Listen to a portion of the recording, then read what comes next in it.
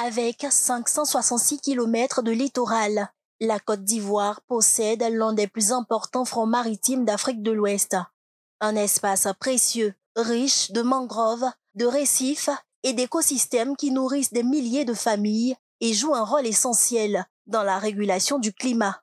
Mais c'est aussi une zone fragilisée par la pollution, l'érosion et les activités humaines. C'est justement pour répondre à ces défis que la préservation des aires marines protégées s'est imposée au cœur des discussions lors d'un panel organisé en marge de la COP30 à Belém, au Brésil.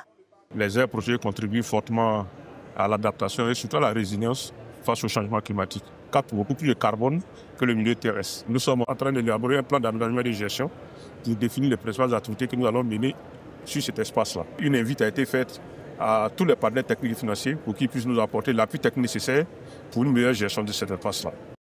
Pendant longtemps, la Côte d'Ivoire ne comptait aucune aire marine protégée.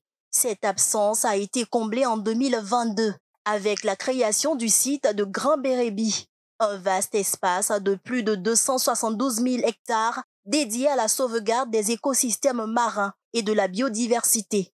Il faut qu'on puisse créer de nouvelles aires protégées, mais c'est une seule aire marine protégée qui a été créée de manière officielle. Donc il y a le processus qui est en cours pour pouvoir créer 4 aires protégées, c'est-à-dire qu'il faut qu'on ait 30% de la superficie du globe d'ici 2030 en aires marines protégées. Donc la Côte d'Ivoire, en créant 5 aires marines protégées, va contribuer fortement à l'atteinte de ce résultat-là.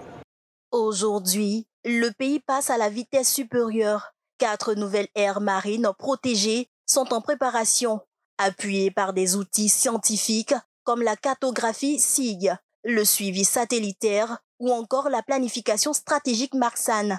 Objectif, protéger durablement le littoral tout en valorisant les communautés locales.